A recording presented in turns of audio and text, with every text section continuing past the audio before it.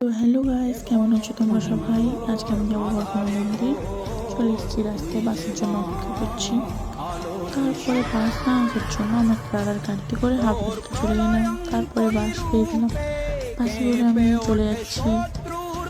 তো এটা আমার ফার্স্ট ব্লগ। তোমরা যারা দেখছো please like, comment, share and support করে যেও।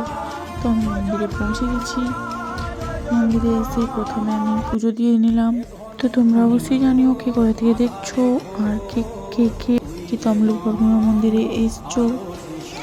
তো এবার আমি প্রদীপ পুজো দেওয়া শেষ। এবার আমি বল ধাগা, এটা তোমরা কি বলো কমেন্টে জানিও।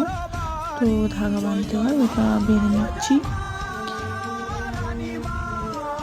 তো আমি ধাগা বাঁধতে বাঁধতে তোমরা সবাই বলে যাও যে তোমরা কোথা থেকে ভিডিওটা দেখছো। তো ধাগা বাঁধার পর এখানে প্রসাদ দেওয়া হয়েছিল, প্রসাদ খেয়ে নিয়েছি। এটা আগের ক্লিপ, আমি একটু পরে দিলাম।